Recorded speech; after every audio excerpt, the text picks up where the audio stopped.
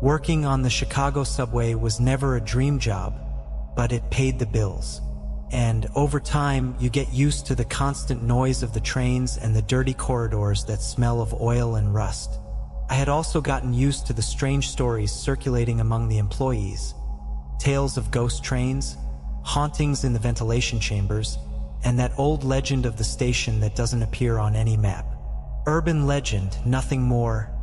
I always thought the older guys loved telling these stories to scare the rookies, and I admit when I started, they made me a bit nervous. But after 6 years on the night shift, I was immune to that kind of thing.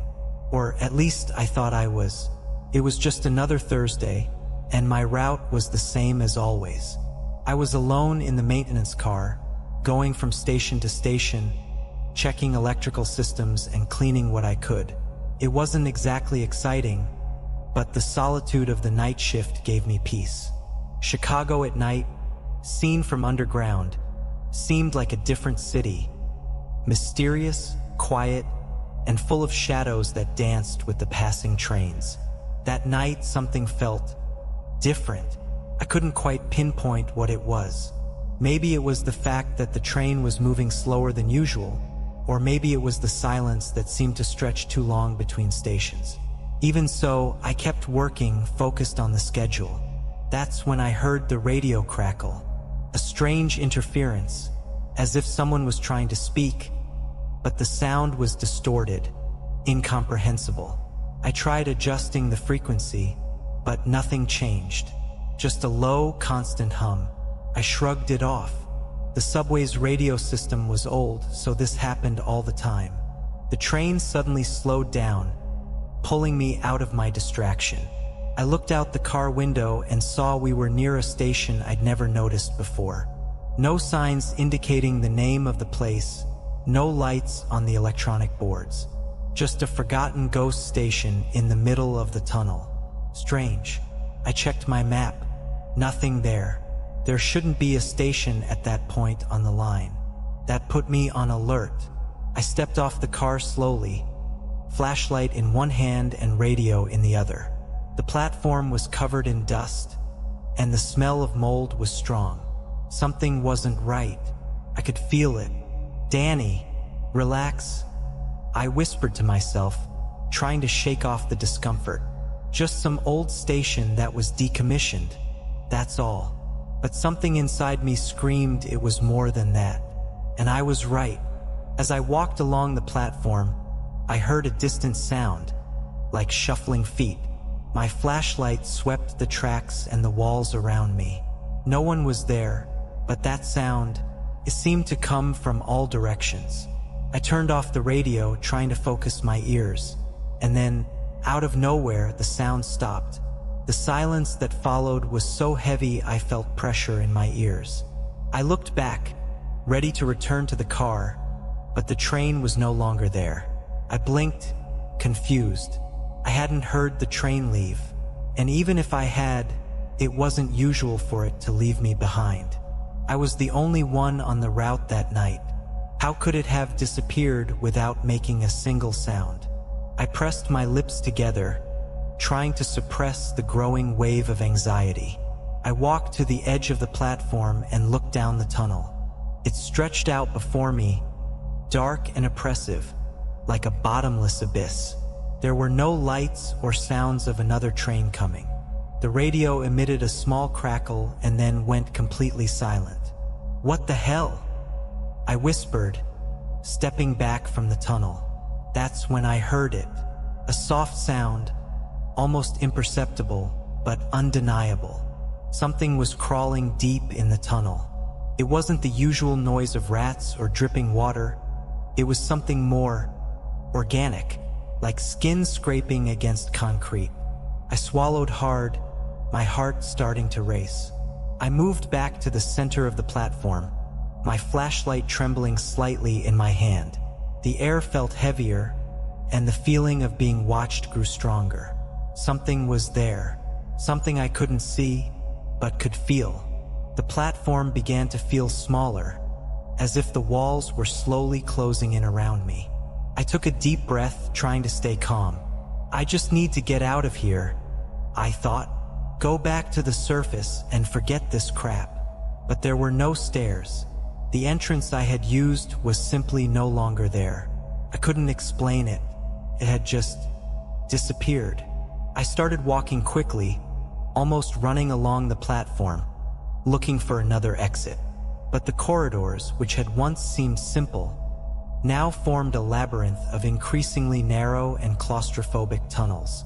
The light from my flashlight began to flicker, flashing intermittently, and the crawling sound in the tunnel grew louder, closer. Shit, shit, shit. I was lost, and worse, I knew I wasn't alone. The corridor ahead ended in a fork. To the left, absolute darkness. To the right, a faint glow, a weak, flickering light, like a dying bulb. I clung to that faint hope and ran toward the light. As I approached, I realized it was an old emergency exit sign, flickering weakly above a rusty door. Finally, a way out. But as I reached for the door, something moved in the corner of my eye, quick like a shadow. My heart nearly stopped. It wasn't human. Whatever it was lurking in the dark, watching me. I swallowed hard and yanked the handle with all my strength. The door creaked, heavy and slow, as if it hadn't been opened in years. When it finally gave way, I was about to step through, but the sound behind me stopped. That crawling sound. Total silence. I wanted to look. I wanted to know what was following me. But fear won. Fear froze my legs for a second. The door was ajar, and the flickering light illuminated only a few inches in front of me. All I needed to do was run. But in that brief moment of hesitation, I felt the weight of that silence. It was suffocating. The crawling sound had stopped abruptly, as if it was waiting for me to make a mistake. Everything inside me screamed not to look back. Yet I couldn't resist. Slowly, I turned my head. At the edge of the darkness, something moved. It was a shapeless shadow with no defined contours, like a blotch of blackness that seemed to devour the little light around it. It was impossible to tell if it had eyes, a mouth, or limbs, but there was an oppressive sense of being watched. The thing seemed to pulse, as if it were alive and breathing. An unbearable heat washed over me, a sensation that this presence was about to engulf me, to drag me into the void. Instinctively, I turned back to the door and pushed harder, slipping through the narrow opening. On the other side, I was met with a narrow, even darker corridor, the sound of the door closing behind me with a deep echo. It was as if I had just sealed my own tomb. I took a deep breath, trying to push away the rising sense of panic. The corridor in front of me was claustrophobic, with damp concrete walls, and the air smelled of rust and sewage.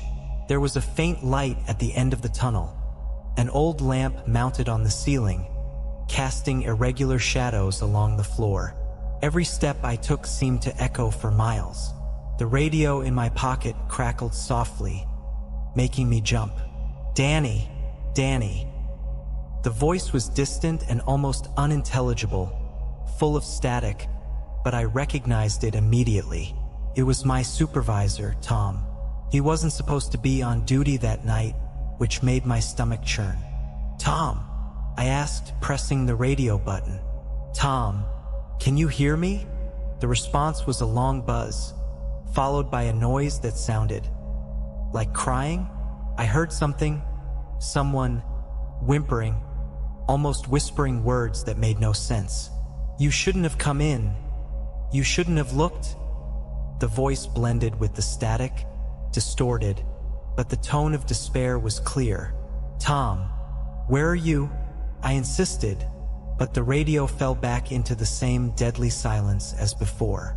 I pressed the button several times, trying to reconnect, but the device seemed dead. I kept walking, the tension building with every step.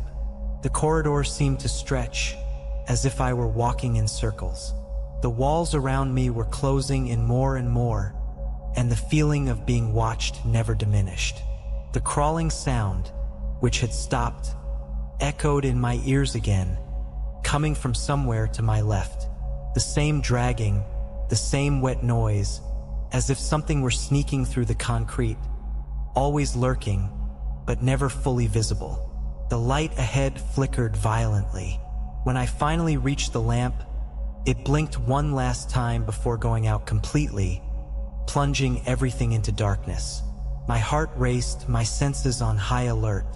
The heat returned, that suffocating feeling of proximity, as if the air was heavy with an invisible presence.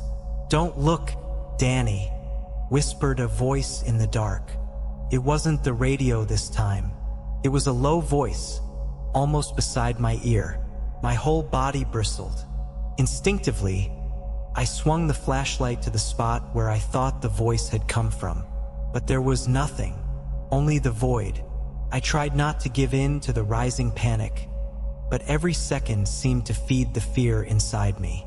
I had to keep moving, find a way out before I completely lost control. I continued down the corridor, and soon the wall to my right opened up into a larger space. A wide underground room covered in faded graffiti and old scribbles. There were broken benches in the corner and scraps of newspaper scattered across the floor, as if someone had camped there years ago. In the center of the room, a rusty metal pole held a single lamp that swung slowly, casting erratic shadows in all directions. But what caught my attention the most was the sound. A low murmur, a constant hum, like a distant crowd whispering all at once. I could see where it was coming from. A steel door at the far end of the room, slightly ajar. From that crack escaped a faint, flickering light, like the flame of a candle. I approached, holding my breath. As I cautiously pushed the door, an even narrower corridor was revealed, lit by small lamps that seemed to be mounted directly on the concrete walls. That murmur grew louder as I advanced, and I soon realized it wasn't a human sound. The corridor led me to what seemed like an old emergency staircase, dirty with soot and mold, descending into even denser darkness. The air here was colder, damp, as if the concrete around me was sucking all the life out of the environment. I looked down, and for a second, I thought I saw something move below, a shapeless, low form that disappeared as quickly as it appeared. I swallowed hard, trying to decide what to do. Going back the way I came seemed pointless. I no longer trusted the corridors. It was as if the place was rearranging itself, playing with me, guiding me where it wanted. Moving forward was the only option. I descended the stairs with slow steps, each one creaking under my weight. And as I went down, the hum turned into something clearer. It was a guttural sound, animalistic, mixed with what seemed like words, but not in English. It was a language I had never heard before, and it sent a chill straight down my spine. My mind rejected what my ears were hearing. At the last step, I stopped. The corridor ahead ended in a large iron door, unlike anything I had ever seen in the subway system. It was marked with strange symbols, engraved in the metal, and the sound was coming from behind it. My whole body was on high alert, as if something inside me was screaming to get out of there. But before I could move, the door creaked slightly, opening a small crack on its own. A dim light escaped through it, and the next instant, a foul smell of something long rotted filled the corridor. It was too late to turn back now. Whatever had been hunting me was waiting on the other side of that door. The rotten stench pouring through the door crack was unbearable, like decaying flesh mixed with something metallic. The smell seemed to invade my lungs, and I had to cover my face with my arm to keep from vomiting. The faint light flickered, casting shadows that twisted on the walls, as if they were creatures moving around me, mocking me. I felt sweat dripping down my face, mixed with the cold of the underground. My body was trembling, not just from fear, but from a growing sensation that I had crossed an invisible boundary, a point of no return. There was something waiting for me behind that door, something I knew didn't belong to our world. Still, I moved forward. I pushed the door carefully, feeling the cold metal creak under my hands. The sound echoed through the tunnels like a distant scream, amplifying the tension in the air. Behind the door, the darkness was almost complete, except for a faint glow that seemed to come from some point on the ground. The room was larger than I expected, a subterranean chamber that seemed to have been carved out of the city's depths. The walls were smooth, as if something had polished them over the years, and in the center of the chamber, I saw what was emitting that flickering light. It was a circle of symbols carved directly into the concrete, glowing faintly with a sickly green light. The air around the circle seemed to ripple, as if reality itself was being distorted there. My immediate instinct was to step back, but something about that place, something was pulling me closer, as if my mind was being drawn into the void. Before I could take another step, the crawling sound returned. This time, it was louder, as if whatever had been following me in the tunnels was getting closer, surrounding me. I looked around, trying to pinpoint the source. In the corner of the room, the shadows began to move, not like before, but in a more defined way. That's when I saw them. They were there.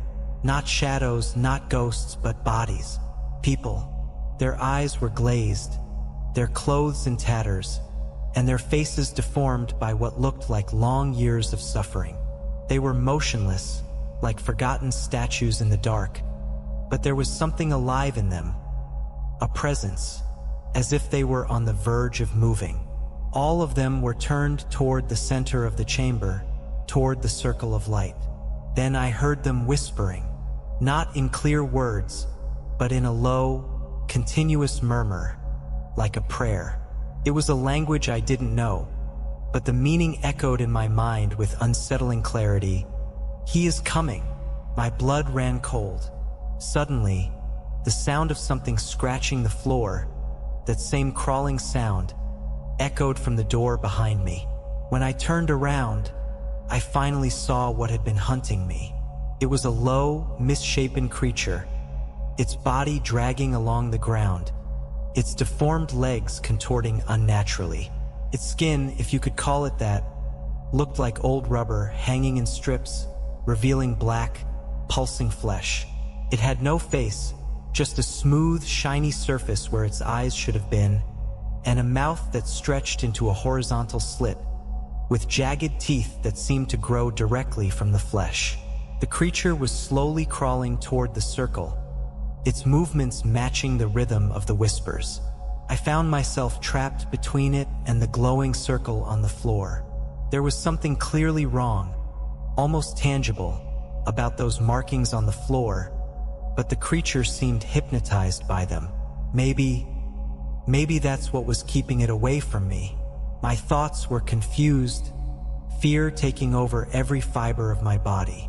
I needed to decide quickly, run away or step closer to that glowing circle, hoping it might somehow protect me. Neither choice seemed promising. "Danny," a voice whispered, weak, distorted. It wasn't coming from the creature, but from behind me. I turned instinctively and froze. Among the motionless bodies, one figure was standing, the only one with eyes focused on me. It was Tom. His face was pale, his eyes sunken into their sockets, and his cracked lips moved strangely, as if every word took great effort to come out. "You shouldn't." He stopped, choking on his own saliva, his eyes filling with something I couldn't identify. "You shouldn't be here." That thing behind me kept crawling, getting closer to the circle. And then I realized Tom was no longer human. His body, or what was left of it, seemed deformed, with bones stretched in abnormal ways under his thin skin. He looked trapped between this world and another, as if the ghost station had turned him into something different. "What is this?" My voice came out in a desperate whisper. "What happened to you?" Tom tried to get closer to me, but his movements were awkward, as if he were fighting against his own body. His eyes locked onto mine, a desperate gleam in them. "Run, Danny," he said with difficulty, his voice carrying a last trace of humanity. "You can't fight this. Just run." But I couldn't run. There was nowhere to go. The creature was almost in the circle now, and the air around it began to vibrate.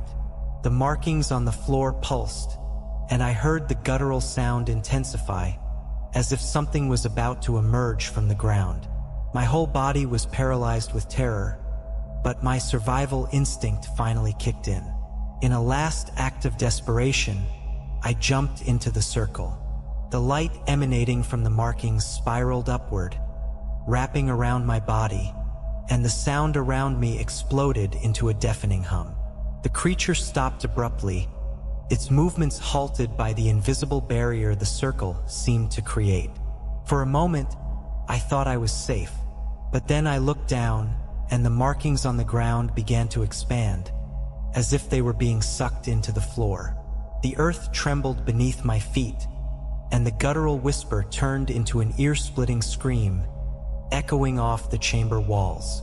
It was as if the subway itself was collapsing. The last thing I saw before everything went black was the creature retreating, fleeing from whatever was being unleashed in the center of the circle. The ground gave way beneath me, and I felt my body being pulled into the abyss. And then, everything went dark. I woke up days later, lying on the floor of a station I vaguely recognized. I was alone.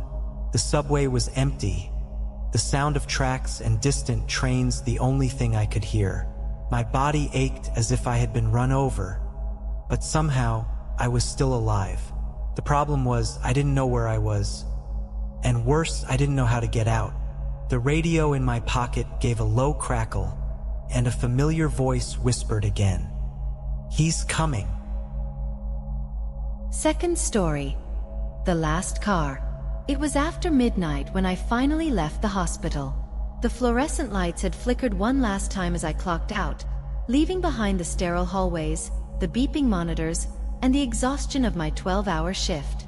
The weight of fatigue pressed down on me as I made my way to the subway station, my feet dragging across the pavement. All I wanted was to get home, take a hot shower, and collapse into bed.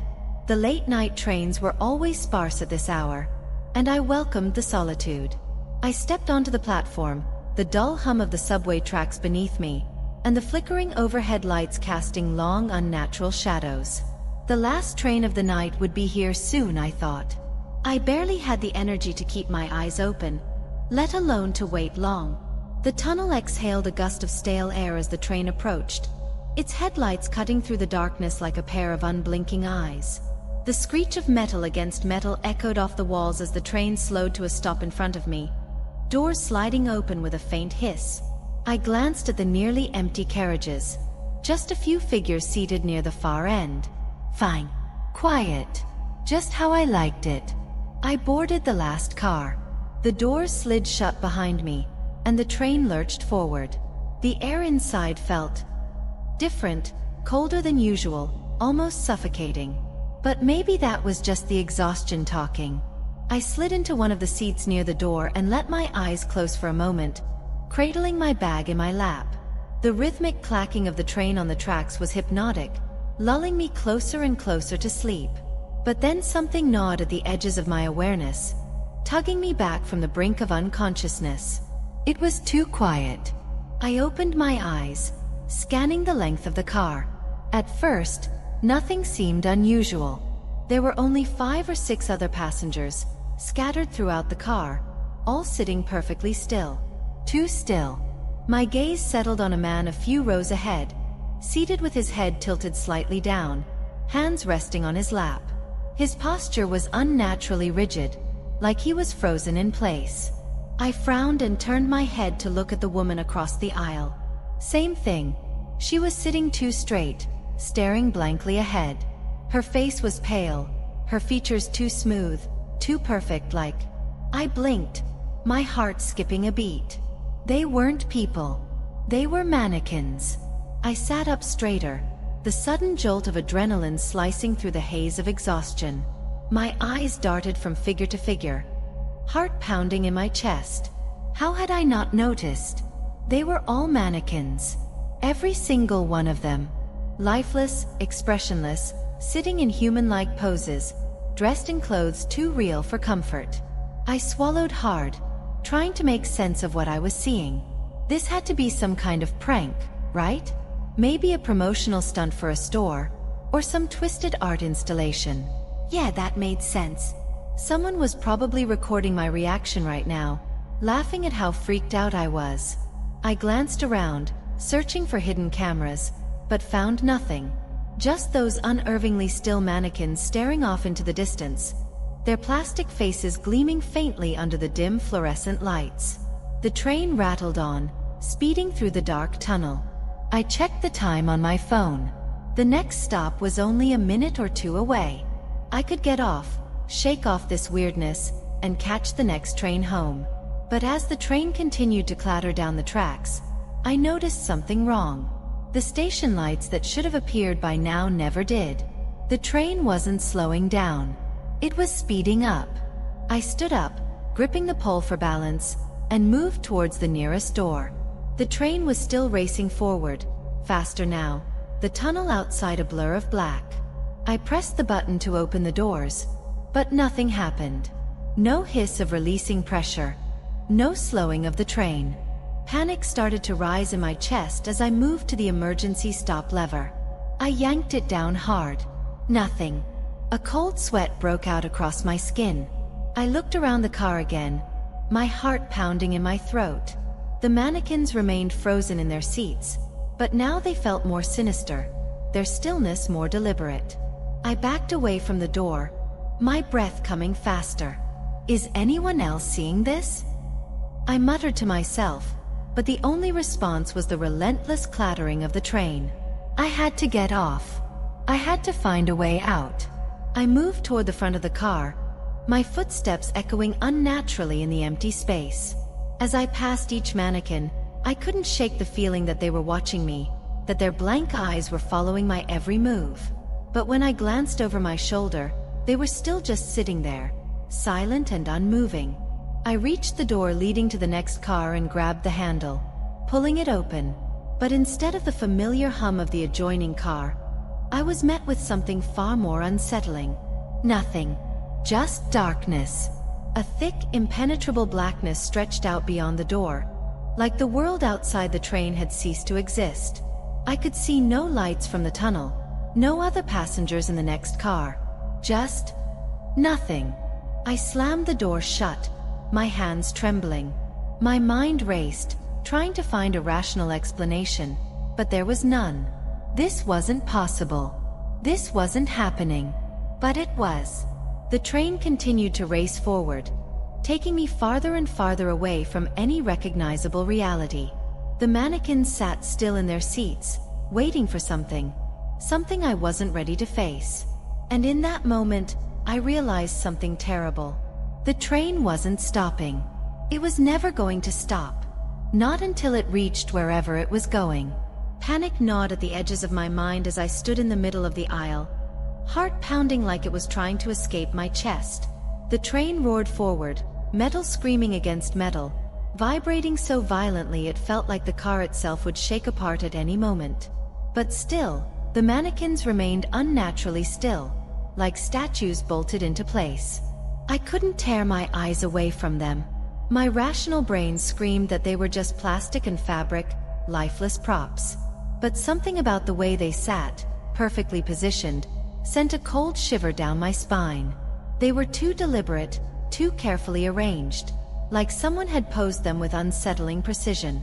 The way their heads tilted slightly, as though frozen mid-conversation, their blank eyes staring forward. I turned away, trying to focus on the reality in front of me. The train had to stop eventually. I wasn't in some nightmare dimension. I was just on a runaway subway car. Eventually, I'd reach the end of the line. But what if there wasn't an end of the line? My breath quickened, the stale air of the car suddenly feeling too thick, too suffocating. I needed to do something, anything to get out. I darted to the front of the car, hoping to make it to the conductor's booth. If I could talk to him, or anyone, maybe they could explain what was happening. Or maybe it was just some kind of malfunction, and they hadn't realized the train was still speeding down the tracks. I yanked on the door, separating the last car from the next. The door rattled in its frame, but didn't budge. I pulled harder, but it was locked. I tried banging on it, my fist slamming into the metal, echoing through the empty car. "Hey! Someone! Conductor!" I shouted, voice cracking with desperation. Nothing. No sound but the relentless clatter of the train. I glanced back at the mannequins. They sat in the same positions, unmoved. But now they seemed different somehow, closer. I swallowed hard, telling myself it was just my imagination, but my legs started trembling. The woman in the dark coat, who had been sitting near the window, was now almost directly in front of me, her lifeless plastic hand resting on the seat beside her. I could have sworn she had been further back just minutes ago. My chest tightened as fear curled its icy tendrils around me. I edged away from her, moving back towards the center of the car. My hand reached for my phone, desperate to call someone, anyone. As I pulled it out, the screen flickered, the glow casting an eerie reflection in the windows. No signal. Not even a single bar. Come on, I muttered, swiping through apps, refreshing the screen, praying for something to work. But nothing did. My phone was as useless as everything else on this cursed train. A sharp sound echoed through the car, a creaking, like wood bending under pressure. My head snapped up, eyes darting towards the mannequins. They hadn't moved. Right? I blinked, my pulse quickening as the feeling of being watched settled over me like a suffocating blanket. Slowly, I turned to face the mannequins again. My breath caught in my throat. They were closer. The man in the suit was now directly across the aisle, his head still bowed slightly, hands resting primly in his lap. The woman in the coat was just a few feet away now, staring blankly ahead with those same vacant eyes. I stepped back, stumbling into one of the seats behind me. My heart pounded so hard I thought it might burst. No, this isn't happening. This isn't real, I whispered, squeezing my eyes shut. When I opened them again, they were still there, sitting still, but unmistakably closer. I pressed my back against the cold seat, eyes darting between the frozen figures. They weren't just mannequins. They couldn't be. There was something else here, something more, and it was watching me. I bolted up from the seat, moving toward the other end of the car. But as I did, I felt it. That unmistakable sensation of eyes boring into the back of my skull. The hair on the back of my neck stood on end, and goosebumps prickled my skin. I didn't dare look back this time. I knew I couldn't bear to see them again. There had to be another way out. I glanced toward the emergency exit windows. My fingers fumbled for the latch, yanking it upward. But it wouldn't open. I pulled harder, gritting my teeth, but it felt as if it were sealed shut. It didn't make sense. None of this made sense. The car jolted violently, throwing me forward. I slammed into one of the poles, barely catching myself before I hit the ground. The lights flickered, casting the car in a momentary darkness before sputtering back to life. Weaker now, dimmer. And then I heard it. A faint rustling sound, like the shuffle of feet on the floor. I turned, heart in my throat. The mannequins were standing. My knees buckled, and I stumbled back. They weren't just sitting anymore. All of them were now positioned in the aisle, their rigid bodies turned toward me, their blank, hollow faces staring right through me. The woman in the coat, the man in the suit, every single one of them was standing, posed unnaturally, as if waiting for something. I backed away slowly, my hands shaking, my breath coming in ragged gasps. The lights flickered again, plunging the car into brief darkness. When they came back on, the mannequins had moved closer. Too close. I pressed myself against the door at the back of the car, desperately trying the handle, but it was still locked. My chest tightened, and I screamed, banging on the door. "Help! Someone! Please!" But no one answered. I turned to face them, and as I did, my heart nearly stopped. One of the mannequins, the woman in the coat, was directly in front of me now, her face inches from mine. Her smooth, painted lips were curved into the slightest, most unnatural of smiles. I scrambled backward, my hands fumbling for anything to defend myself with, but there was nothing. Nothing but my own mounting terror. The train jolted again, and I fell to the ground, the hard floor smacking against my knees. The mannequins swayed, their movements synchronized, like puppets on strings. The lights went out. Complete darkness. I froze, every nerve on edge, my ears straining for any sound. I could hear my own heartbeat pounding in my ears, the faint hum of the train hurtling through the tunnel. And then, from the darkness, I heard a whisper. A voice. Not much longer now. I screamed. My scream was swallowed by the darkness. I staggered to my feet, pulse racing, every muscle in my body trembling with terror. The voice, it had come from nowhere, but I could still feel it, cold and invasive, slithering into my mind like a parasite. It whispered again, almost mocking. Not much longer now. I spun around wildly, trying to see anything, but the blackness was suffocating, absolute. The train was still moving, still rocketing towards some unknown destination, but the sounds of the tracks, once rhythmic and steady, had shifted. They were erratic now, a jagged, grinding cacophony of metal shrieking against metal, as if the train itself was being torn apart by the very rails it rode on. I clutched the pole for balance, the cold metal biting into my palms. Then, as if sensing my rising panic, the lights flickered back on. I gasped, stumbling backward. The mannequins were closer. Much closer. They were no longer standing in a line, waiting. They had surrounded me, forming a tight circle, their lifeless plastic eyes staring down at me with that same eerie blankness. The woman in the coat, the man in the suit, all of them were angled just slightly toward me, as if drawn to my fear, feeding on it. I couldn't move. My body felt like it had been paralyzed by terror. I wanted to scream, to fight, to do anything, but I was frozen in place. And then, as if in some grotesque mockery of life, the woman in the coat lifted her hand. The movement was slow, deliberate, and unnatural. Her fingers, smooth, plastic, reached out, inches from my face. I staggered backward, my back hitting the locked door. My breath came in shallow gasps as her hand hovered there, suspended in the air between us. For a moment, I thought she might grab me, pull me into whatever nightmare this was. But instead, her fingers twitched, then dropped back to her side with a soft click. The mannequin stood motionless again, as if waiting. I had to get out. I couldn't take this anymore. My eyes darted toward the emergency window. It was my only chance. If I could break it, I could escape, even if it meant jumping from a moving train. Anything was better than staying in this suffocating nightmare with these things. Summoning every ounce of strength I had left, I lunged toward the window, slamming my fist against the glass.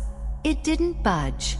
I hit it again, harder, ignoring the pain spreading through my knuckles. Crack. A hairline fracture spiderwebbed across the glass. I hit it again, adrenaline surging through my veins. Almost there.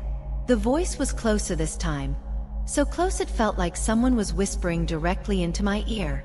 I whipped around, my heart pounding in my throat. No one.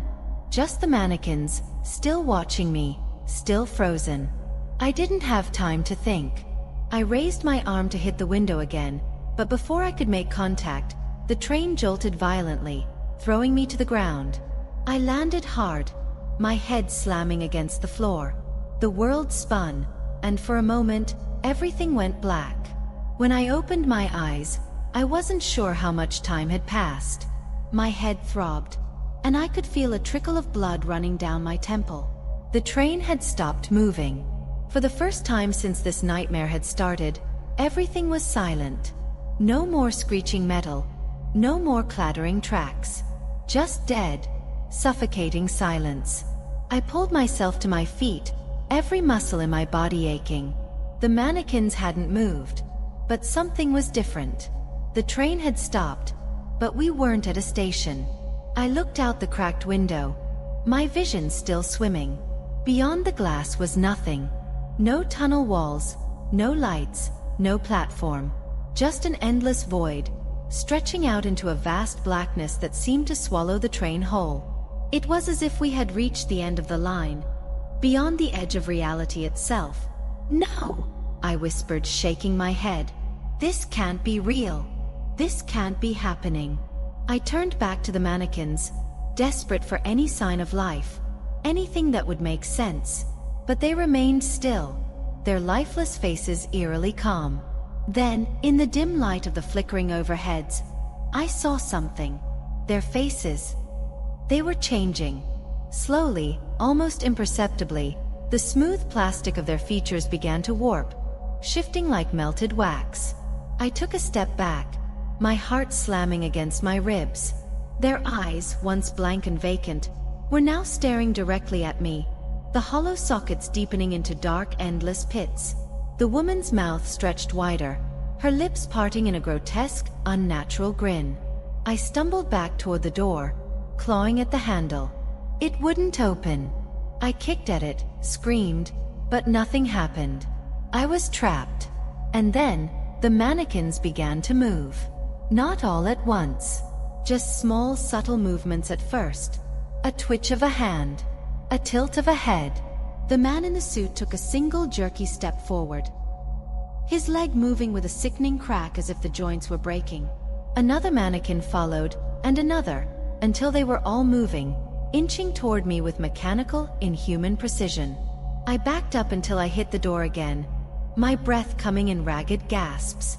The lights flickered once more, casting the car in shadow, and in that brief moment of darkness, I saw them move, faster now, closing the distance between us. The lights blinked back on, and they were right in front of me. I could feel the cold air coming off their plastic bodies, the faint scent of old fabric and something else. Something rancid. One of them, the woman in the coat, reached out again, her hand brushing against my arm. I screamed, swatting it away, but her fingers curled around my wrist with an iron grip. "Let me go!"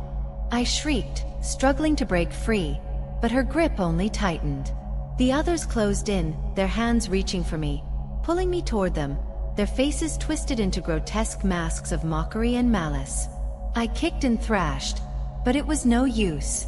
Their strength was overwhelming, unnatural. They dragged me toward the center of the car, their hollow eyes staring down at me with an almost hungry anticipation. The lights flickered one final time before plunging the car into total darkness. And then, silence. I couldn't see anything. I couldn't hear anything. I was drowning in the void. For what felt like an eternity, there was nothing.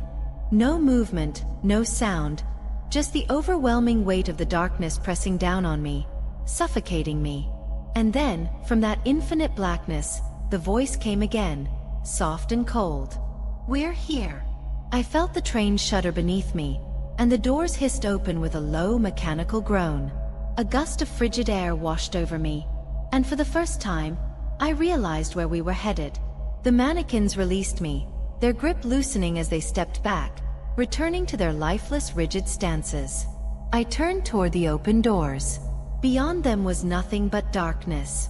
But somehow I knew. This was the end of the line, the last stop. And once I stepped off, there would be no coming back. Third story, deadlines. I've worked on a lot of projects in my short career as an engineer, but nothing quite like this. The phone call came unexpectedly, as most good jobs do. I was offered a chance to work on one of the oldest subway lines in New York City, a forgotten relic buried beneath layers of modern transit. It had been shut down decades ago due to structural concerns, and was being repurposed in the city's latest effort to modernize. Simple enough, or so I thought. The job itself didn't seem unusual. Inspect the old tracks, mark down the areas that needed fixing, and coordinate with the construction crews to start the renovation. But when I arrived at the site, something felt off. The air was heavier, thick with dust and the kind of silence that only exists in places long abandoned by the living. The crew greeted me with a mixture of relief and unease. They seemed nervous, jittery even. I figured it was just the usual stress that came with tight deadlines. But when I asked about the crew that had worked here before me, the foreman clammed up. His face grew pale and he simply muttered, "They didn't last long." The story was that several workers had gone missing during the initial survey of the tunnels. Official reports claimed they probably wandered off into an unsecured section or took off without warning.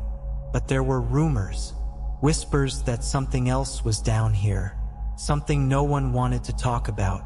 I brushed it off as typical urban legends. Every old place has its ghost stories, and this was New York after all. But as I descended into the subway's belly, my skepticism began to waver. The deeper we went, the more it felt like the walls were closing in on us. The graffiti on the walls became less frequent, replaced by strange symbols I didn't recognize. Crude etchings in the stone that didn't look like anything I'd seen before. The tunnels twisted and turned in ways that didn't match the blueprints I'd been given. It was almost as if the subway had grown over time, sprouting extra passages and forgotten platforms like some kind of underground maze. We reached an area where the tracks diverged into multiple branches, most leading into complete darkness. That's when I first heard it. A faint whisper, so low it could have been mistaken for the hiss of steam or the rush of wind.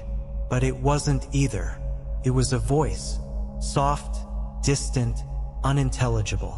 I called out to the crew to see if anyone else had heard it, but they were too far ahead, their flashlights bobbing in the distance. Something about being alone in that tunnel felt wrong, like I wasn't alone at all. My flashlight flickered for a moment, and in that brief second of darkness, I swore I saw something move in the shadows. Figure standing still, watching me. I blinked, and the light returned. Nothing was there, but my heart was pounding. I quickened my pace, catching up with the others as we reached an abandoned platform. The station was frozen in time. Old wooden benches, rusted turnstiles, and posters advertising movies that had come and gone decades ago. The tracks beneath us were silent. No sound of trains in the distance, no hum of electricity, just stillness. As I took out my tools to begin the inspection, I noticed something odd. The walls were covered in more of those strange carvings, but this time, they were fresher, like someone had etched them recently. That's when I realized the splotches of red on the wall weren't paint. They were handprints, smeared along the stone as if someone had been dragged away. I froze, staring at the handprints as a chill crawled down my spine. What the hell happened here? I muttered to myself. Before I could process what I was seeing, the lights flickered again. This time, they didn't come back on. Total darkness. And then, from the depths of the tunnel behind me, the whispers returned. But now they were louder. The darkness was thick, oppressive, as if the air itself had turned into a suffocating weight pressing down on me. My flashlight was dead, useless. I could hear the others calling out, their voices distant, warped by the tunnel's acoustics. But the whispers, they were closer, too close. I stood frozen, trying to control my breathing, straining to hear what they were saying. But it was no use. The words were a garbled mess, overlapping and indistinct, yet laced with a malevolence that made the hair on the back of my neck stand on end. My feet refused to move, as if they were anchored by some unseen force. I fumbled with my radio, trying to reach the others. "Hey, anyone there?" My voice cracked as I spoke. Static, then faintly a response. "Yeah, we're here. Power's out, but we're regrouping at the main platform." "You okay?" It was the foreman's voice, though there was an edge of panic in it. I don't know. I heard something. Whispers or I don't know what. I realized how ridiculous I sounded, but I didn't care. Whispers. Yeah, we've all heard them. Stick together, all right? Don't get lost in there. The radio clicked off, leaving me in silence again. I shook my flashlight violently, hoping for some miracle spark, but the light stayed dead. There was no choice. I'd have to navigate the tunnel blind, using the faint sounds of the others as my guide. As I started moving, the sensation of being watched grew stronger. My footsteps echoed against the walls, each step feeling like a violation of the unnatural quiet that clung to the subway's veins. I found myself glancing over my shoulder constantly, expecting to see something, but there was nothing but blackness. And then I saw it. Far ahead, just at the edge of my vision, a faint glow, a dim light flickering on and off, like an old lantern swaying gently in the wind. My heart leapt with a mixture of hope and dread. I wasn't alone. Someone else was here. But as I got closer, I realized something was off. The light didn't belong to any of the workers. It was too low, too erratic. It came from an old subway car, one of the ancient models that had been decommissioned long before I was even born. The car stood alone on a forgotten stretch of track, its doors open, beckoning. I didn't want to go in. Every instinct screamed at me to turn back. But there was something compelling me to approach. The whispers. They were louder here, almost inviting. As I climbed into the car, the light flickered more violently. Inside, the air was stale and musty, the seats covered in decades of grime. Old newspapers were scattered across the floor, their headlines announcing events long past. The car looked as if it had been abandoned in a rush, with personal belongings left behind. A purse on one seat, a briefcase on another. But the strangest thing was the smell. It wasn't the usual damp, metallic scent of the subway. It was something far worse. Rot, decay, like something had died here long ago. I turned toward the front of the car and froze. In the driver's seat was a figure hunched over, its back to me. At first, I thought it was just a statue or a dummy left behind for some forgotten purpose. But as I inched closer, I realized it was wearing a conductor's uniform, and its skin, what little was visible, was gray, shriveled, desiccated. I swallowed hard, trying to keep my breathing steady. I wanted to leave, to run out of that car and never look back. But before I could move, the figure's head jerked up. A rasping voice, barely a whisper, crawled out of its throat. The line is still open. I stumbled back, my heart slamming against my ribs. The figure's head slowly turned toward me, revealing a face twisted with age and horror, its eyes sunken pits of blackness. I bolted. The car door slammed behind me as I burst back into the tunnel, gasping for air. The whispers were everywhere now, filling the tunnel, swirling around me like a living thing. I could hear the others shouting, but their voices were drowned out by the rising tide of whispers. My feet carried me blindly, instinctively, through the twisting maze of tunnels, deeper into the dark. I could barely think, barely breathe. All I knew was that I had to get away from that subway car, from whatever the hell that thing was. But the further I went, the more disoriented I became. The tunnels no longer matched the blueprints I had studied. Paths that should have led back to the main platform instead spiraled into unfamiliar directions. It was as if the subway had rearranged itself around me, trapping me in its depths. And then, in the distance, I saw them. Figures, pale, gaunt, moving silently through the shadows. They walked along the tracks, some of them wearing the same uniforms as the missing crew. Their faces were empty, their eyes hollow. One by one, they turned toward me, and then I understood. These weren't just lost workers. They were something else, something that had been waiting for me.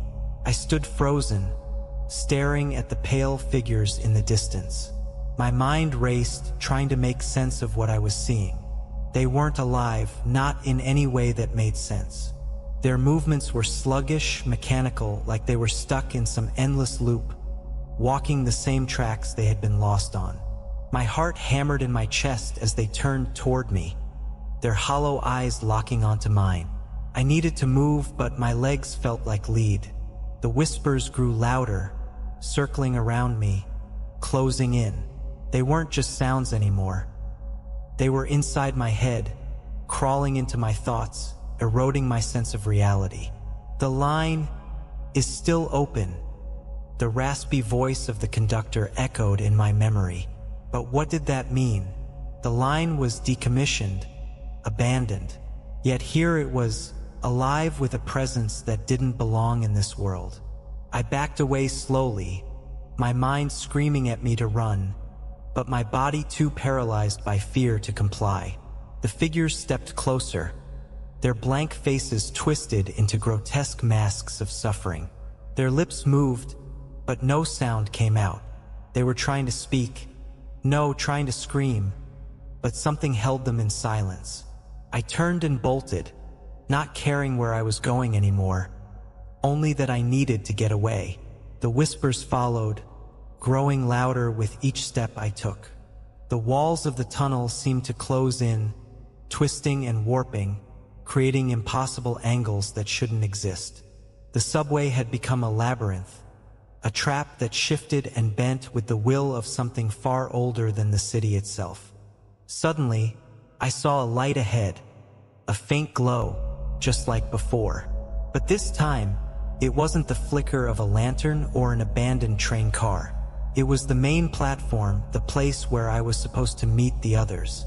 Relief washed over me. I sprinted toward it, praying that they were still there. But as I emerged from the tunnel and onto the platform, my stomach dropped. The platform was empty. No workers, no equipment, nothing.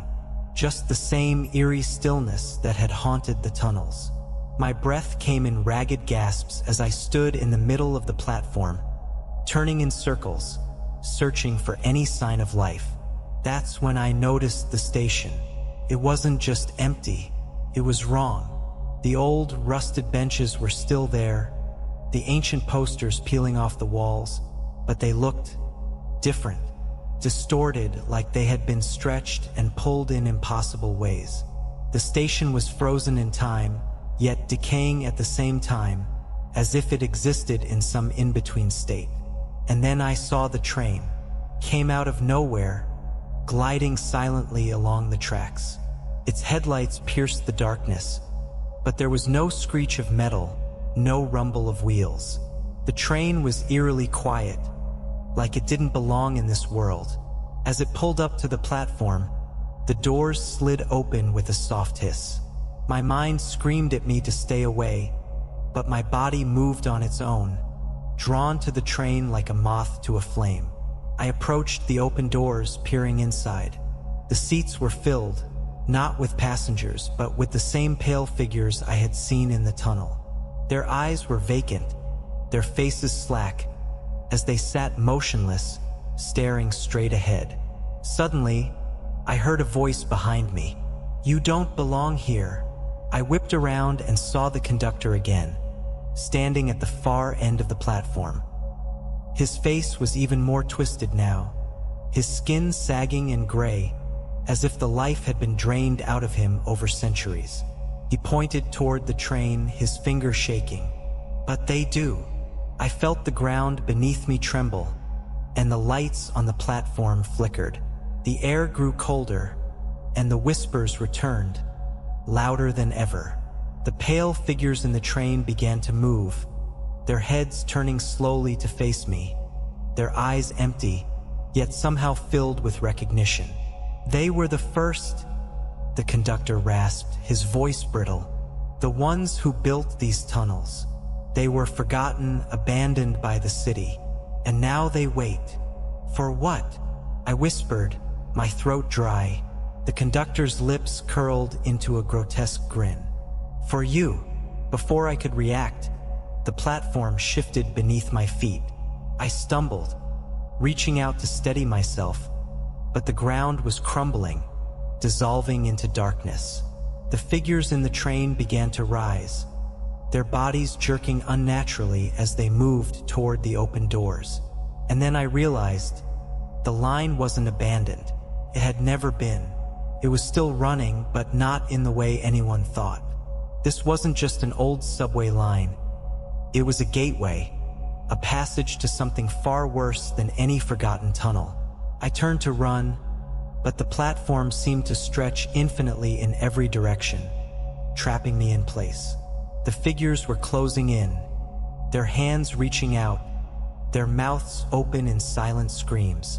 Desperation clawed at me. I fumbled with my radio, shouting into it, hoping for some response, some way out. But all I got was static. The whispers were deafening now, drowning out my thoughts, consuming me. The figures surrounded me, their cold, bony hands brushing against my skin. My vision blurred, and the last thing I saw was the train, its doors sliding shut, the windows filled with the hollow eyes of the lost. The line was still open, and now I was part of it. The next morning, the renovation team reported me missing. They found my gear, my flashlight, and my tools scattered across the old platform. But there was no trace of me. And if you ever find yourself standing alone in the New York subway late at night, when the last trains have stopped and the tunnels are empty, listen closely. You might hear the faint whisper of voices long forgotten, echoing from the dead lines beneath the city. But whatever you do, don't follow them. If you enjoyed these stories, subscribe to the channel and check out the next story that's playing on the screen.